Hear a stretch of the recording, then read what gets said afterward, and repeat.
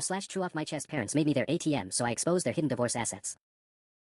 I stared at the Venmo request notification on my phone. Mom, grocery money urgent, $400. My bank account balance stared back at me, $127.43. This was the third emergency this week, and I'd already maxed out my credit card covering Dad's unexpected car repair on Tuesday. But something felt off this time. Maybe it was the designer handbag I'd glimpsed in Mom's Instagram story yesterday, or the way Dad had quickly minimized his laptop screen when I'd stopped by his apartment Sunday. Either way, I was done being their personal ATM. Sorry Mom, I'm tapped out this week, I texted back, my hands shaking slightly. I'd never said no before. My phone rang within 30 seconds. Honey, you know I wouldn't ask if it wasn't desperate. Mom's voice carried that familiar guilt-laden tone that had trained me like Pavlov's dog for the past 3 years. Ever since your father destroyed our family, I can barely keep the lights on. The divorce settlement was nothing, and you know he hid all his assets from the lawyers. I closed my eyes, feeling the familiar knot form in my stomach. The same story, every time. Poor Mom, scraping by while evil Dad lived it up. Meanwhile, Dad painted an identical picture in reverse. Mom had taken him for everything while he struggled to rebuild his life. I literally don't have it, Mom. I've given you guys almost 15 grand since graduation. My student loans are in forbearance because I can't even make the minimum payments. 15,000. She sounded genuinely shocked. Sweetie, I think you're confused. It's been maybe 1,000 here and there for real emergencies. My jaw dropped. I actually pulled up my banking app and started scrolling. Venmo to Mom, $200, $150, $350, $275. Zelle to Dad, $180, $300, $425.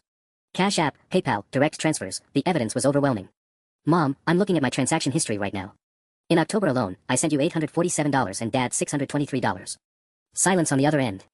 That can't be right, she finally whispered, but her voice had changed. The confidence was gone. After I hung up, I sat in my studio apartment, the cheapest place I could find within commuting distance of my entry-level job, and felt something shift inside me. For 3 years, I'd watched my parents weaponize their divorce against me. Every dinner became a therapy session where I was the unpaid therapist and ATM combined. Every family gathering turned into a manipulation Olympics where they competed to see who could make me feel sorrier for them. I graduated with a finance degree but couldn't afford to take unpaid internships that might advance my career because every spare dollar went to their emergencies. I'd moved back home initially to save money, but ended up paying more in guilt money than I would have spent on rent. My laptop sat open on my kitchen table, the same table where I ate ramen for the 4th night this week while sending my parents money for groceries. I started typing before I could lose my nerve. The email addresses weren't hard to find. Henderson and Associates represented Mom in the divorce. Dad used some hotshot firm downtown, Carmichael Legal Group. Both law firms had professional websites with contact forms. My fingers hovered over the keyboard. Once I sent these messages, there would be no going back. But as I glanced at my empty refrigerator and the stack of overdue bills on my counter, I realized I'd already lost everything that mattered. Time to let the lawyers know what I'd accidentally discovered about my parents' hidden assets. The cursor blinked in the empty email field for 20 minutes before I finally started typing. To whom it may concern, I have information regarding undisclosed assets in the Henderson vs. Henderson divorce case that concluded in 2021. I paused, my heart hammering. Was I really about to blow up my entire family over money? But then I remembered last month when I'd had to choose between buying groceries and filling my gas tank to get to work, all while Dad complained about his poverty from the driver's seat of what I'd later learned was a leased BMW. My mother, Patricia Henderson, recently came into a substantial inheritance from her aunt's estate. Based on conversations I overheard, this occurred approximately 8 months ago, well within the timeframe where it should have been disclosed to the court. She has made several large purchases since then while simultaneously claiming financial hardship. My phone buzzed with a text from Dad, "Hey kiddo, having a cash flow problem this week. Could you spot me $250 for utilities? They're threatening to shut off my electricity." The irony was almost laughable. I kept typing. Additionally, my father, Michael Henderson, has been operating an undisclosed consulting business since before the divorce proceedings began. I've seen contracts and payment stubs in his apartment during visits. He's been accepting cash payments and cryptocurrency, which I believe he never reported to his attorney or the court. Another text from Dad, actually, make it $300. Just remembered I need to cover the internet bill too. I screenshotted his messages and saved them to a folder I'd started creating. Evidence. Because I was learning that everything with my parents required evidence. The third email was the hardest to write, the one going to the court's family services department. Because this wasn't just about money anymore. This was about 3 years of psychological manipulation that had left me questioning my own sanity. Both parties have been claiming financial hardship to their adult child while concealing significant assets and income streams. This has resulted in the child providing substantial financial support under false pretenses, potentially constituting fraud. Was it fraud? I wasn't sure about the legal definition, but it felt like fraud. It felt like theft. It felt like my own parents had been running a long con on me while I struggled to build a life. My laptop chimed with a new email notification. A promotional message from a travel company, advertising luxury cruises. I almost deleted it automatically, but something made me pause. The destination photo looked familiar. I scrolled through Mom's Instagram, going back several weeks. There it was, a throwback photo she'd posted 2 months ago. Except according to the geotag data visible in the corner, it had been taken in real time. She'd been on a cruise while I'd been eating peanut butter sandwiches for dinner and sending her money for medication she couldn't afford. The final straw came in the form of another phone call, this time from Dad.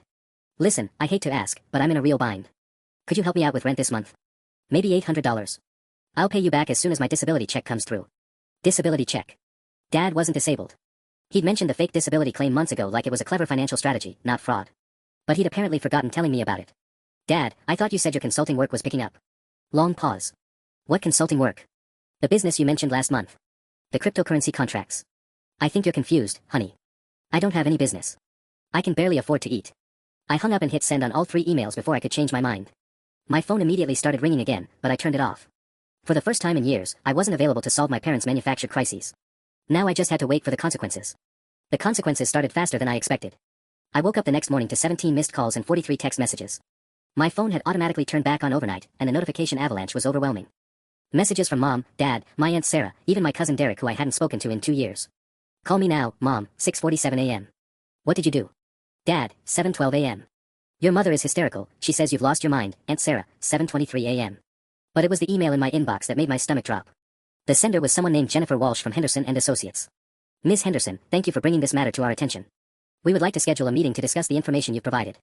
Please understand that this is now an active legal investigation, and you may be required to provide testimony and evidence. Please contact our office at your earliest convenience. Legal investigation. Testimony. Evidence. The word swam in front of my eyes as the reality hit me. I hadn't just sent anonymous tips, I potentially triggered a legal earthquake that could destroy both my parents financially. My phone rang again. Mom's contact photo filled the screen, but this time I answered. You vindictive little bitch. Her voice was ice cold, nothing like the sweet, manipulative tone I'd grown used to. Do you have any idea what you've done? Mom, They're freezing my accounts. The lawyers are talking about perjury charges. 20 years, they said. 20 fucking years in prison because my own daughter decided to stab me in the back. My hands started shaking. You lied to me. You've been lying for years while you what? Helped your family. Jesus Christ, that's what children do. They help their parents when times are hard. But times weren't hard. You've been on cruises, buying designer bags, living in a house you claimed you couldn't afford while I've been eating ramen and missing credit card payments. That inheritance was my emergency fund. That was my security for the future. And now because of you, your father's lawyer is going to take every penny in some new settlement negotiation. The line went dead. 10 minutes later, Dad called. I hope you're proud of yourself. His voice was shaking with rage. They're auditing everything. My business, my bank accounts, 3 years of tax returns. I could lose my apartment. I could lose everything. Dad, you were committing fraud. I was surviving. Do you think I wanted to hide money from the courts? Your mother was trying to take every dollar I'd ever earned. I had to protect myself. By lying under oath. By doing whatever it took to rebuild my life after she destroyed it. And my own daughter just burned it all down because she's too selfish to help her family. Selfish. The word hit like a physical blow. I gave you guys $15,000 while I've been struggling to pay rent. $15,000 over 3 years. That's nothing. Do you know what divorce lawyers cost? What it takes to start over at 50. You live in some fantasy world where everything should be handed to you. After he hung up, I sat in my kitchen staring at my laptop screen. The legal firm's email was still open, waiting for my response. But now I had a new email, this one from Dad's attorney at Carmichael Legal Group. Ms. Henderson, we understand you've made allegations regarding our client. We strongly advise you to retain legal counsel before making any further statements. Please be aware that false accusations can carry serious legal consequences for the accuser. I'd gone from being my parents' ATM to being their enemy in less than 24 hours. And apparently, I might need a lawyer myself now. My phone buzzed with a text from an unknown number. This is Derek. Mom told me what happened. Both your parents are talking about suing you for defamation and filing harassment charges. You need to call me. What had I done? I called Derek back with trembling fingers. My cousin had always been the family mediator, the one who stayed neutral during my parents' explosive divorce. If he was reaching out, things were worse than I thought. Jesus Christ, what were you thinking? Derek's voice was strained. I just spent 2 hours on the phone with your dad's lawyer. They're not just mad, they're talking about criminal charges.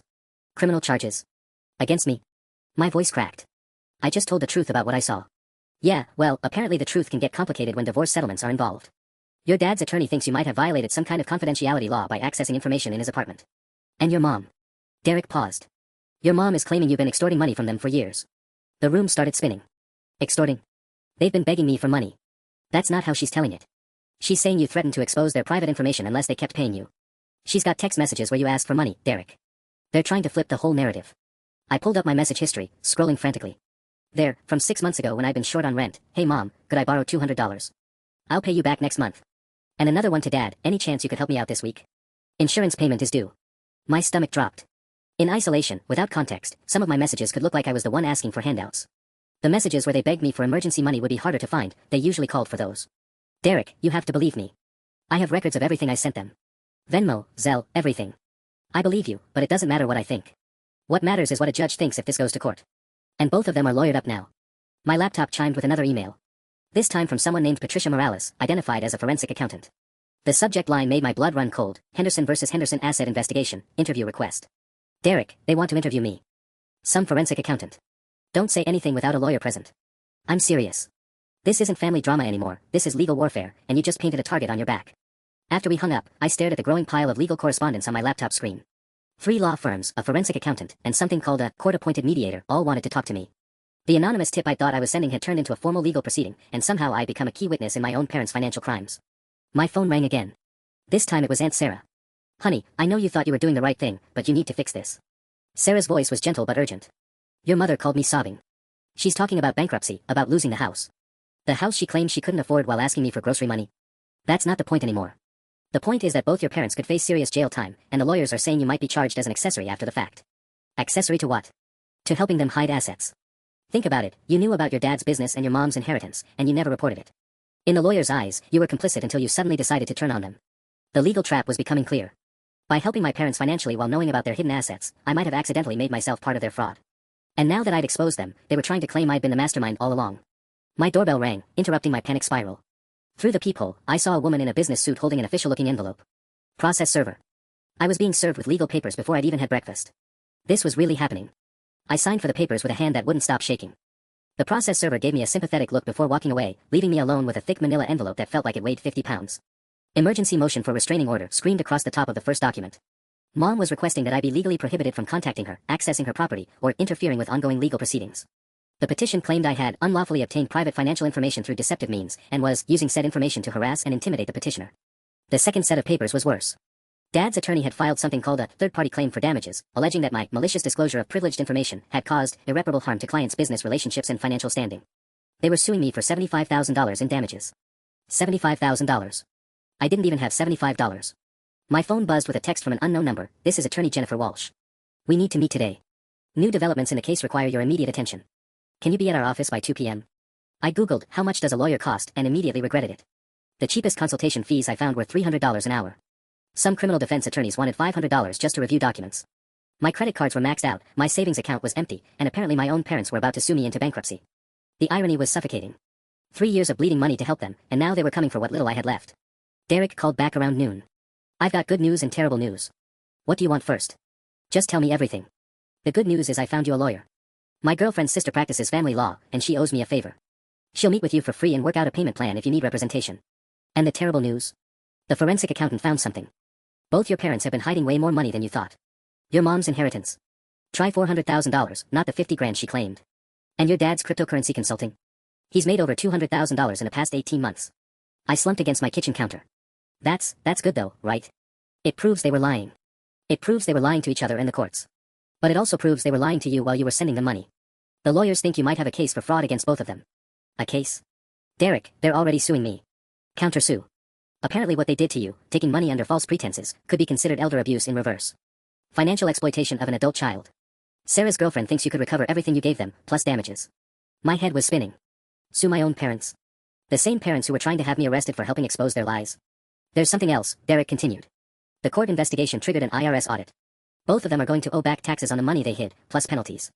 Your mom's looking at a $150,000 tax bill, and your dad might lose his apartment. Before I could respond, my laptop chimed with an email that made my blood freeze. The sender was listed as Patricia Henderson, Mom's full name, but the message was clearly from a lawyer. Ms. Henderson, your recent actions constitute criminal harassment and potential extortion. We have evidence that you demanded financial payments from our client under threat of exposing private information. Cease all contact immediately or face prosecution for felony extortion. Consider this your final warning. I screenshotted the email and forwarded it to Derek immediately. They're claiming I extorted them now. This is insane. My phone rang before Derek could respond. Unknown number, but something told me to answer. Is this Rebecca Henderson? The voice was professional, official. Yes. This is Detective Martinez with the County Prosecutor's Office. We need to schedule an interview regarding allegations of financial fraud and extortion. How's tomorrow morning at 9? The detective hung up before I could ask any questions, leaving me staring at my phone in complete disbelief. In less than 48 hours, I'd gone from broke college graduate to potential criminal defendant. And the worst part? I still didn't have money for groceries. The lawyer Derek's girlfriend's sister recommended turned out to be a sharp-eyed woman in her 30s who took one look at my stack of legal papers and whistled low. Rebecca, you've managed to stumble into what we call a legal clusterfuck, Attorney Lisa Chin said, spreading the documents across her conference table. Your parents aren't just angry, they're terrified. And terrified people with expensive lawyers do stupid things. Stupid things like claiming I extorted them. Exactly like that. But here's what they didn't count on. Lisa pulled up something on her laptop and turned it toward me. I spent this morning reviewing the court filings from their original divorce. Your father testified under oath that his only income was $45,000 annually from part-time work. Your mother swore she had less than $30,000 in total assets. The numbers on screen showed a very different picture. Bank transfers, cryptocurrency wallets, property deeds, evidence of hundreds of thousands in hidden wealth. This isn't just lying to you, Rebecca. This is perjury. Multiple counts. And the prosecutor's office is taking it seriously because divorce fraud costs the state money in miscalculated support payments and tax revenue. My phone buzzed with another call from Dad. I'd been ignoring them all morning, but Lisa gestured for me to answer and put it on speaker. Rebecca, we need to talk. Dad's voice was strained, different from yesterday's anger. I think we can work something out. Family to family. Mr. Henderson, this is attorney Lisa Chin representing your daughter. Any communication needs to go through me now. Silence, then, she doesn't need a lawyer. This is just a misunderstanding between family members. A misunderstanding that involves restraining orders and extortion allegations. Lisa's voice was ice cold. I don't think so. Dad hung up, but my phone immediately started buzzing with text messages. Please call me. We can fix this. The lawyers are making this bigger than it needs to be. I never wanted to sue you. That was your mother's idea. Lisa screenshotted each message. He's panicking. They both are. The forensic accountant probably told them how much trouble they're actually in. What kind of trouble? Federal tax evasion, state fraud charges, perjury, contempt of court for violating divorce orders. Your dad could be looking at 5 to 7 years if they prosecute aggressively. Your mom maybe 3 to 5. Prison. Real prison time. I'd been angry enough to expose their lies, but I'd never imagined it would lead to this. Lisa, I just wanted them to stop using me as an ATM. I didn't mean for. Stop right there. Lisa held up a hand. You reported suspected fraud to the appropriate authorities.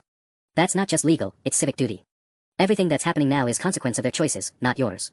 My laptop chimed with a new email from the forensic accountant. Lisa read it first, her eyebrows climbing higher with each line. Well, this is interesting. Ms. Morales wants to interview you not as a suspect, but as a victim. Apparently the prosecutor's office is considering charging your parents with financial exploitation of a vulnerable adult. Vulnerable adult? I'm 24. You're a recent graduate with student loans, living paycheck to paycheck, being systematically defrauded by people in positions of trust and authority. That fits the legal definition perfectly. Another email popped up, this one from Jennifer Walsh at Mom's law firm. Lisa's expression darkened as she read. They're getting desperate. Mom's attorney wants to negotiate a family resolution outside of court. Translation, they want to pay you back quietly and hope the criminal investigation goes away. Would that work? Not a chance. This isn't a civil dispute anymore, it's a criminal matter. The state doesn't care if you forgive them. Fraud is fraud. My phone rang again. This time it was Aunt Sarah, and she sounded frantic. Rebecca, please. Your mother is talking about running away. She's convinced she's going to prison, and she's not thinking straight. Can't you just tell the prosecutors this was all a big misunderstanding? Lisa grabbed the phone. Ms. Patterson. This is Rebecca's attorney. If your sister is planning to flee the jurisdiction, that constitutes obstruction of justice. I'd strongly advise against it. Sarah's voice turned cold. You're all destroying this family over money. After she hung up, Lisa turned to me with a grim expression. Rebecca, I need to ask you something important. In all your interactions with your parents over the past 3 years, did either of them ever threaten you? Directly or indirectly? Threaten me how? Think carefully. Threats don't have to be physical. If you don't help me, I'll lose my house. Your father will never speak to you again if you don't help with rent. That kind of emotional manipulation can be considered coercion under the law. As I thought back through 3 years of guilt trips and manufactured crises, I realized the threats had been constant. Subtle, loving, devastating threats that had trained me to prioritize their needs above my own survival. Lisa was building a case, and my parents had given her plenty of ammunition. The question was, did I want to use it? The detective interview turned out to be nothing like I expected. Detective Martinez was a middle-aged woman with kind eyes who offered me coffee and spoke gently, like I was the victim rather than a suspect. Rebecca, we've been investigating financial fraud in divorce cases for months. Your parents' case isn't isolated, it's part of a larger pattern we're seeing. She slid a folder across the table. What I'm about to show you might be difficult to process. Inside were bank statements, transaction records, and what looked like surveillance photos. My stomach dropped as I recognized the images, Dad's apartment building, Mom's house, even my own building. We'd been watching your parents for 6 weeks, ever since another family member came forward with similar allegations. You weren't the first person they were taking money from. My mouth went dry. Another family member. Your cousin Michael, Derek's brother. He'd been sending your father money for almost 2 years before he got suspicious. And your mother was receiving regular payments from your grandmother before she passed away last year. The room started spinning. Grandma had died thinking she was helping Mom pay for cancer treatments. Treatments that, according to these records, Mom never actually received. How much? I whispered. Your grandmother sent over $30,000 in her final 8 months. Your cousin sent roughly $18,000. Combined with what you provided, we're looking at financial exploitation exceeding $60,000 from family members alone. Detective Martinez pulled out another document. But here's where it gets complicated for you personally. We found evidence that your parents were coordinating their requests. Text messages between them discussing which one would approach you when, how much to ask for, even which sob stories worked best. She showed me screenshots that made me physically nauseous. Mom to Dad, Rebecca sent $300 yesterday for my medication. Your turn next week. Dad to Mom, try the electricity cutoff story again. She always falls for utility emergencies. Mom to Dad, she's getting suspicious about the amounts. We need to space it out more. They were running a coordinated con, Detective Martinez said gently. Against their own children and your grandmother. This wasn't desperation, Rebecca. This was calculated fraud. My hands were shaking so badly I could barely hold the coffee cup. Are they going to prison? That depends on several factors. How cooperative they are, whether they try to flee, and frankly, how much additional evidence we uncover. She paused. There's something else. We have reason to believe they've done this before. Before I could ask what she meant, my phone buzzed with a call from Lisa Chin. Rebecca, don't say anything else. I'm on my way to get you right now. Detective Martinez frowned. Is there a problem, Miss Chen? She said when I put the call on speaker. The problem is that Rebecca's parents just filed an emergency motion claiming she's an unreliable witness with mental health issues. They're trying to get her testimony thrown out before you can use it. Mental health issues. They were going to claim I was crazy. Detective Martinez's expression hardened. That's interesting timing. We just showed Ms. Henderson evidence that her parents were coordinating their fraud against multiple family members. What kind of evidence? Lisa's voice was sharp. Text messages, bank records, surveillance footage. This wasn't random, it was systematic. After I hung up, Detective Martinez leaned forward. Rebecca, I need you to understand something. Your parents aren't just facing fraud charges anymore. We're building a case for organized conspiracy to commit financial exploitation. That's a federal crime with mandatory minimum sentences. Federal. The word came out as a croak. They used wire transfers, cryptocurrency, and coordinated across state lines when your father moved to his apartment. Plus the tax implications of the hidden assets trigger federal jurisdiction. She gathered the photos. I need to ask, do you have anywhere safe to stay for the next few days? Sometimes when people realize how serious federal charges are, they get desperate. The implication hit me like ice water. My own parents might be dangerous now. Detective Martinez, there's something else. I pulled out my phone and showed her the threatening email from Mom's lawyer. This came yesterday, but now I'm wondering if it wasn't actually from the lawyer. She read it carefully, her frown deepening. This language isn't right for a legal communication. It's too emotional, too threatening. Rebecca, I think your mother might have sent this herself. As if on cue, my phone buzzed with a text from an unknown number. We need to meet. Tonight. Come alone or everyone will know what kind of daughter you really are. Detective Martinez immediately called for backup. My parents weren't just desperate anymore. They were escalating. The safe house wasn't what I expected. Detective Martinez called it protective custody, but it felt more like a budget motel room with a police officer parked outside. I'd been there for 6 hours when Lisa Chin arrived with news that made my stomach drop. They found your parents' storage unit, she said, settling into the room's single chair. Rebecca, this goes back years. Decades, maybe. She opened her laptop and showed me photographs that looked like evidence from a crime scene. Boxes of documents, fake identification cards, and what appeared to be financial records dating back to the 1990s. Your parents have been running financial scams since before you were born. Fake medical bills submitted to insurance companies, fraudulent disability claims, even a fake death certificate for someone named Patricia Martinez. That's your mother using a different last name. I stared at the screen, trying to process what I was seeing. They're professional criminals. That's what the FBI thinks. The agent assigned to the case says this storage unit contains evidence of mail fraud, wire fraud, insurance fraud, and identity theft spanning 25 years. Lisa's voice was gentle but firm. Rebecca, your parents aren't just hiding divorce assets. They're career criminals who got sloppy because they thought family members would never turn them in. My phone, which had been mercifully quiet for hours, suddenly exploded with notifications. Text after text from numbers I didn't recognize. Your parents are good people going through hard times. Family doesn't abandon family like this. You're destroying innocent people's lives over money. Everyone knows what you did. Everyone knows what kind of person you are. Lisa grabbed my phone, scrolling through the messages. They're mobilizing people against you. Rebecca, how many of your extended family members know about the investigation? Before I could answer, Detective Martinez burst through the door with 2 other officers. We have a problem. Your father never showed up for his scheduled interview this morning, and your mother's car was found abandoned at the train station. She was breathing hard, like she'd been running. We think they're running. Running where? Unknown. But they withdrew $15,000 in cash yesterday from 3 different banks, and your father's passport is missing from his apartment. Detective Martinez turned to Lisa. If they flee the country, this becomes an international manhunt. Rebecca's testimony becomes crucial evidence. The weight of that statement settled over me.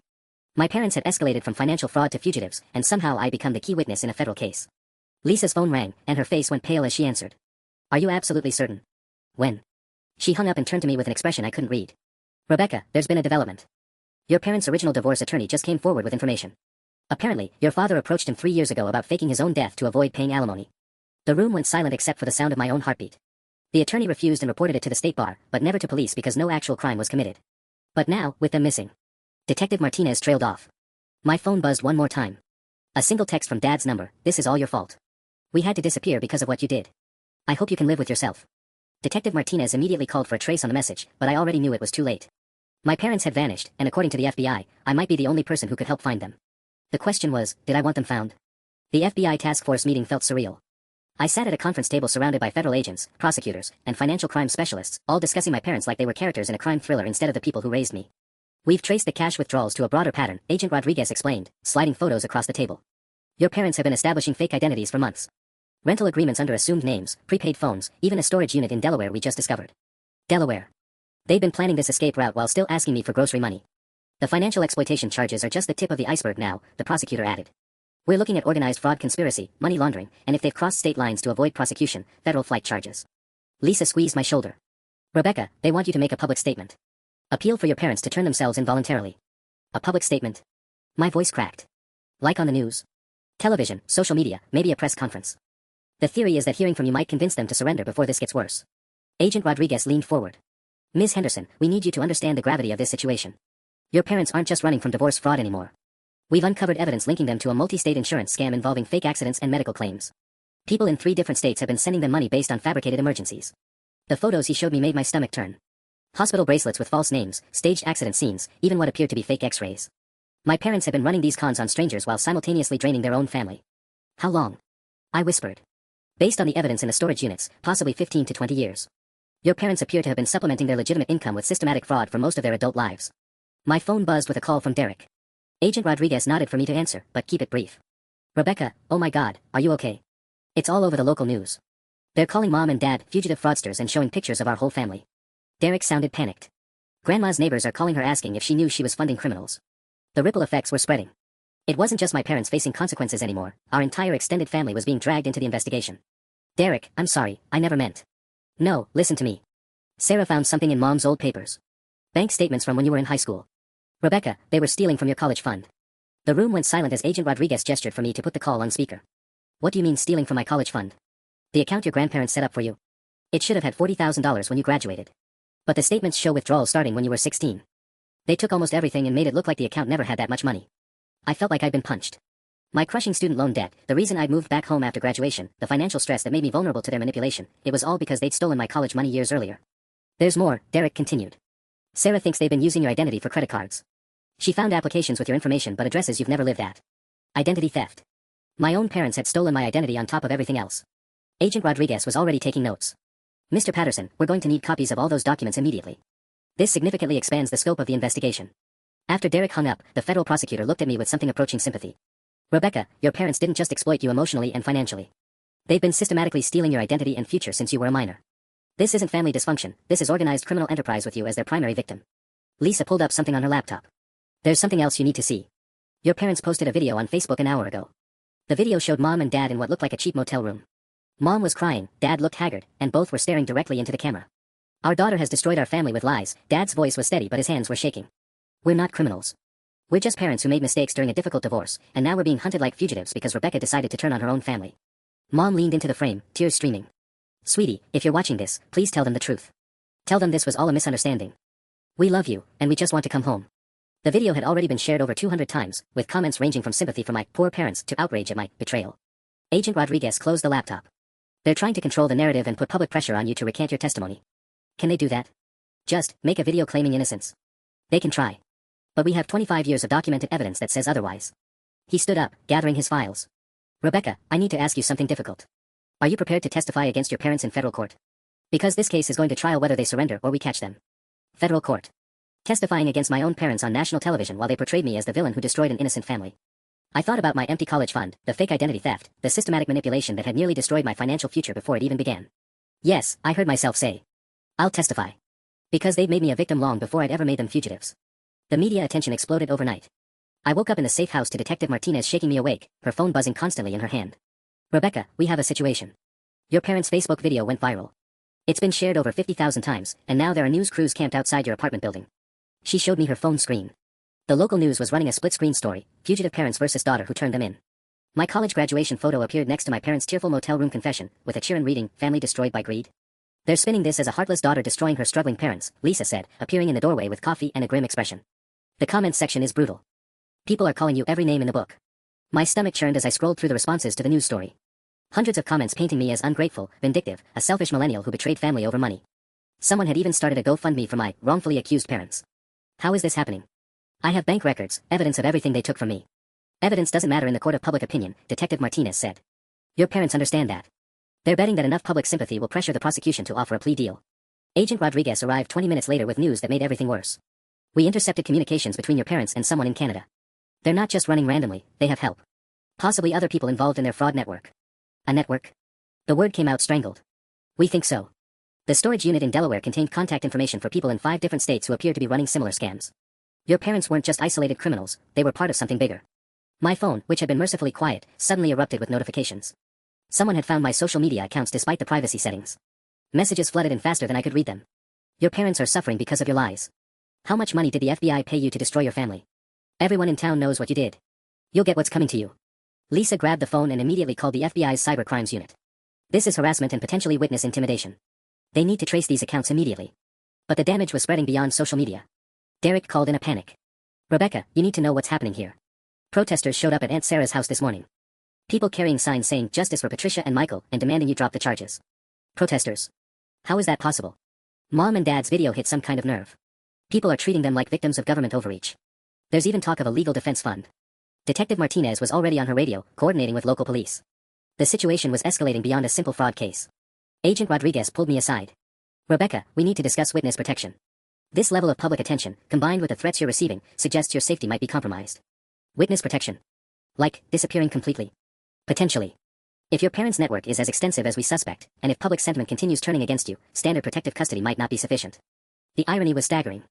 I'd exposed my parents for stealing my future, and now I might have to abandon my entire life to stay safe from the consequences. My laptop chimed with an email that made my blood freeze. The sender was listed as a friend, but the message was clearly a threat. Your parents are good people being destroyed by a spoiled brat. Drop the charges or everyone will know where you're hiding. We found you once, we can find you again. Attached was a photo of me taken yesterday through the safe house window. Someone was watching me right now. Agent Rodriguez immediately called for an emergency relocation as Detective Martinez drew the curtains and checked every lock in the building. My parents had turned me from their ATM into their target, and now I was running too. The second safe house was in a different county, a nondescript ranch home that smelled like stale cigarettes and industrial carpet cleaner. Agent Rodriguez handed me a new phone, a basic flip phone that looked like something from 2005. No internet, no social media, calls only to pre-approved numbers, he explained while Lisa helped me settle into what would be my temporary prison. We intercepted chatter suggesting your parents' network knows about the first location. Network. The word kept growing more sinister each time someone used it. Detective Martinez spread new files across the kitchen table.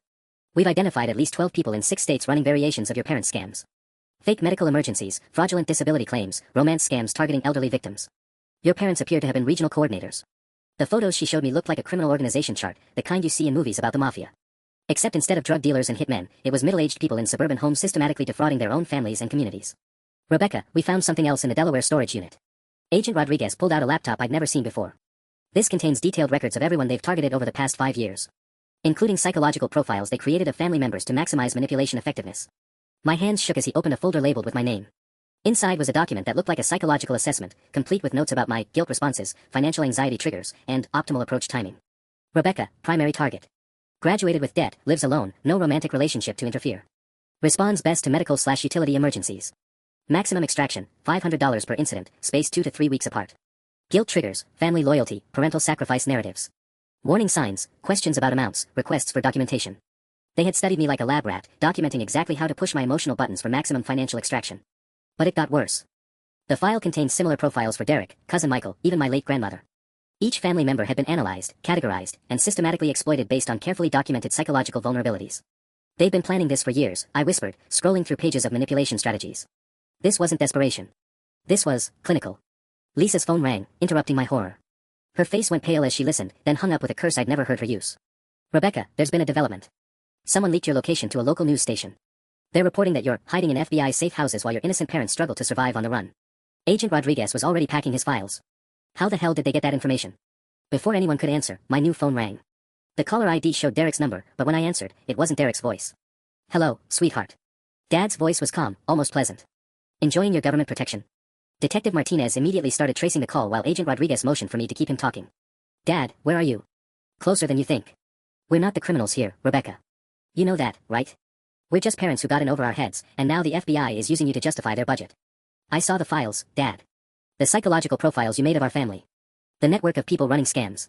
Silence, then a laugh that sent chills down my spine. Those files don't prove anything illegal. Understanding your family's needs isn't a crime. Taking my college money was a crime. Using my identity for credit cards was a crime. Lying under oath about your assets was a crime. We were protecting our family's future. Everything we did was to make sure you kids would be okay when we were gone. Detective Martinez held up a sign, keep him talking, almost got the trace. Dad, just turn yourselves in. Please. This is getting out of control. Out of control. His voice turned cold. You destroyed our lives because you were too selfish to help family. And now you're hiding behind federal agents while your mother cries herself to sleep in cheap motels. I have evidence of 25 years of fraud. You have nothing but lies fed to you by prosecutors trying to make a name for themselves. But here's what you don't understand, Rebecca, we know things too. My blood went cold. What do you mean? That job you got right after graduation. The one that paid better than any of your classmates' positions. We helped you get that interview. We knew someone who knew someone. And that scholarship money that mysteriously appeared your senior year. That wasn't merit-based, sweetheart.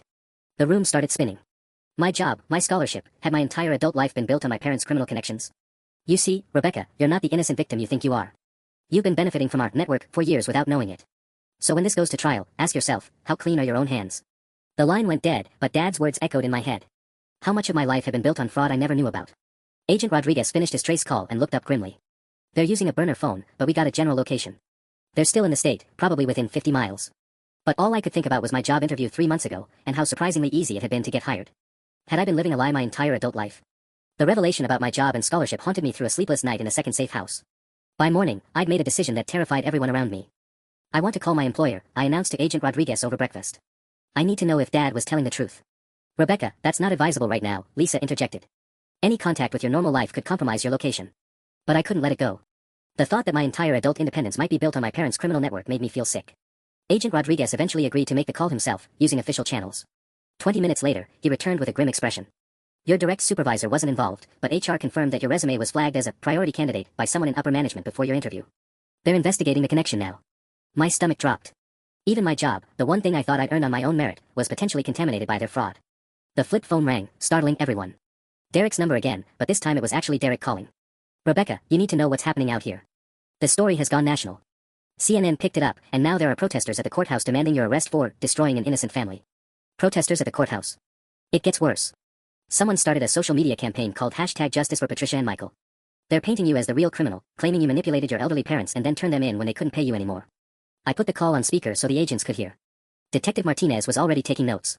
Derek, how many people believe that narrative? Too many. The local Facebook groups are full of people sharing your parents' video and calling for your arrest. Someone even posted your high school yearbook photo with the caption, "This is what a family destroyer looks like." Agent Rodriguez grabbed the phone.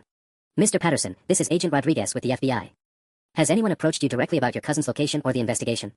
Actually, yes.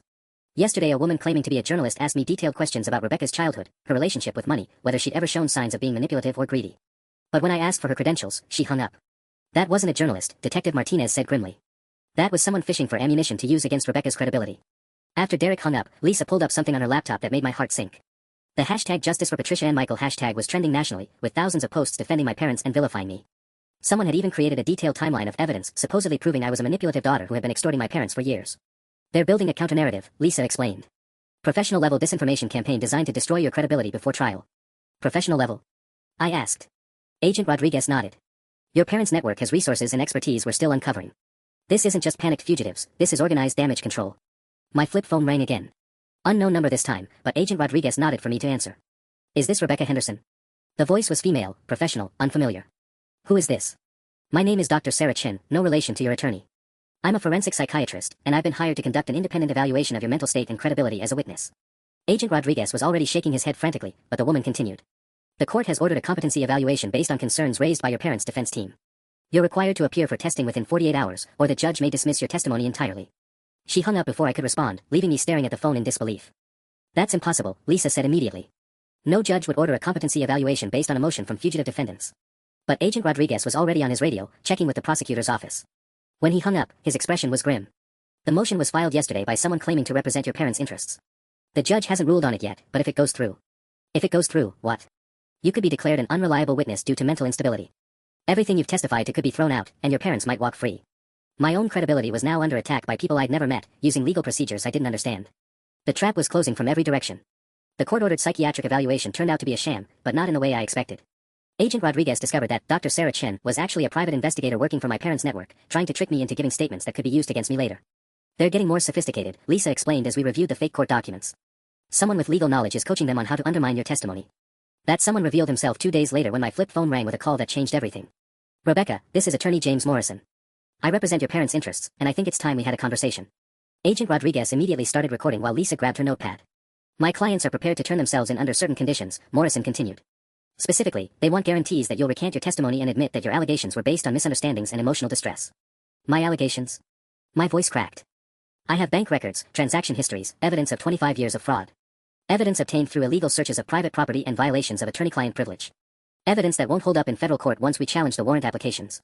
Lisa was already shaking her head, but Morrison wasn't finished. Here's what's going to happen, Rebecca. You're going to hold a press conference tomorrow admitting that you exaggerated the scope of your parents' financial difficulties out of spite over normal family money disagreements. In exchange, they'll surrender peacefully and plead to minor tax violations. And if I refuse?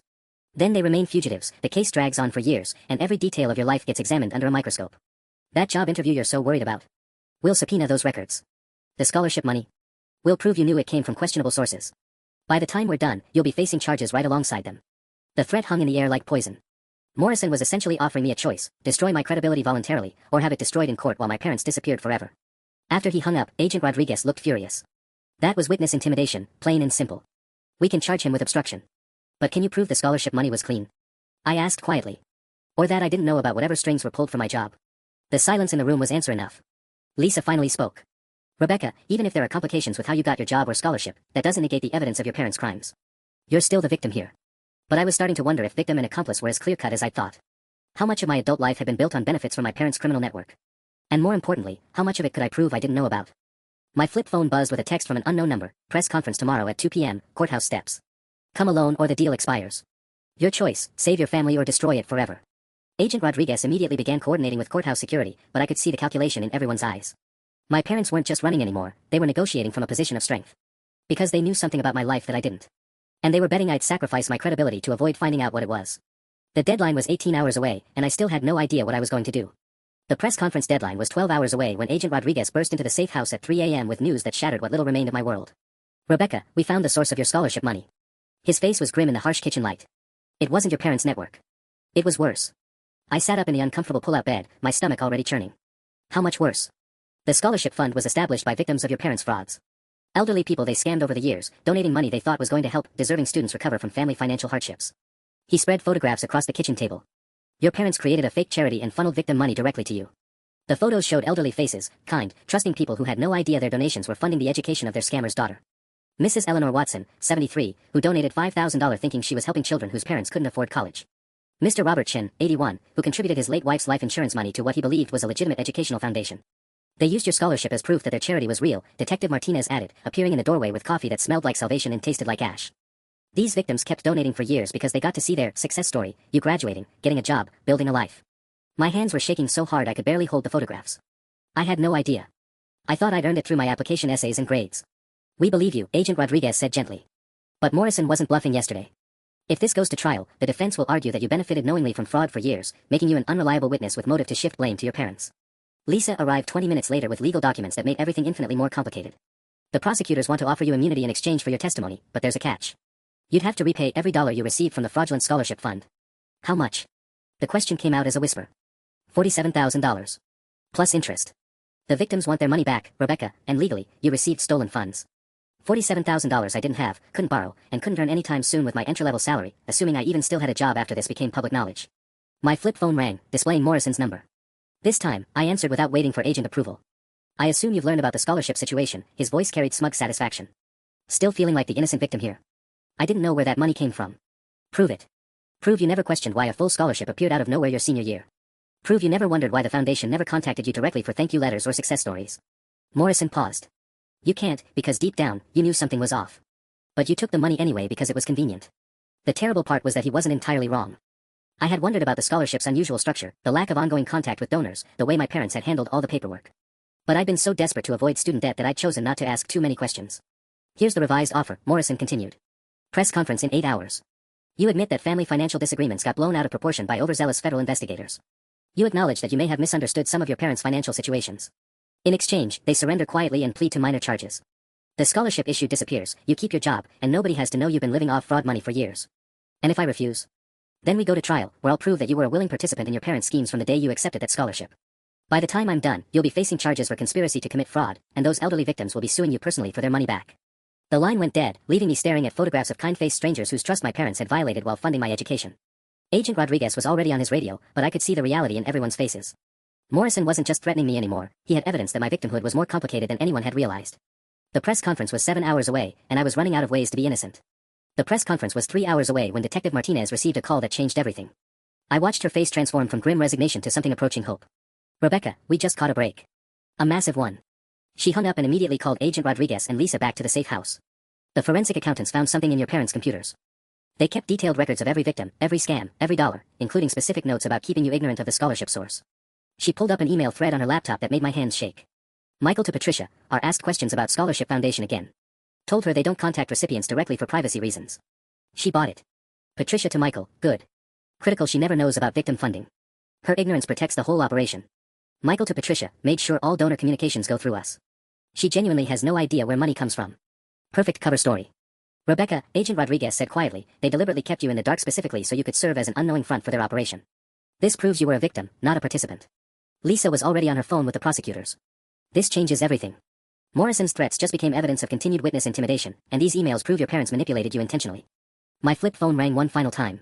Morrison's number, but I answered with confidence I hadn't felt in weeks. Time's running out, Rebecca. Press conference in 3 hours or. I've seen the emails, I interrupted. The ones where my parents specifically discuss keeping me ignorant about the scholarship funding. The ones that prove they used me as an unwitting front while deliberately deceiving me about the source of that money. Silence on the other end. Your clients documented their own conspiracy to defraud victims while manipulating their daughter. That's not just fraud anymore, that's using a family member as an unknowing accomplice in federal crimes. You can't prove. Actually, we can. And Morrison. When you threaten a federal witness while your clients are fugitives, that's called obstruction of justice. The FBI is tracing this call right now. I hung up and immediately called Derek with news that felt surreal to deliver. They found Mom and Dad this morning, I told him an hour later. Hiding in a cabin in West Virginia. They surrendered when they realized the FBI had all their computer records. The trial took 8 months, but the outcome was never really in doubt once the emails surfaced. Mom got 4 years federal prison for fraud, conspiracy, and money laundering. Dad got 6 years for the same charges plus tax evasion and witness intimidation. Morrison was sanctioned by the state bar and faced his own criminal investigation. The elderly victims got their money back through asset forfeiture, the houses, cars, and hidden accounts my parents had accumulated over decades of fraud. I had to repay the scholarship money, but the court allowed me to do it through garnished wages over 10 years instead of a lump sum. My job turned out to be legitimate. The priority candidate flag came from a college career counselor who knew my supervisor, not from any criminal network. Morrison had been fishing, hoping I'd panic and accept his deal. The hardest part wasn't the legal proceedings or media attention. It was the family relationships that couldn't be repaired. Aunt Sarah still believes I destroyed the family over money. Derek understands intellectually but struggles emotionally with having both parents in federal prison. But 18 months later, I'm rebuilding on solid ground for the first time in my adult life. No more manufactured emergencies, no more guilt-driven financial manipulation, no more wondering if my success is legitimate. My parents chose fraud over family decades before I was born. I just finally chose truth over their lies. Sometimes the most loving thing you can do for family is refuse to enable their destruction of others, even when that family is your parents, and those others include yourself. The checks I write to repay those elderly victims hurt financially, but they help me sleep at night. Because unlike my parents, I'm finally paying my actual debts instead of creating new ones for other people to carry. That's what recovery looks like sometimes, not getting your money back, but getting your integrity back instead.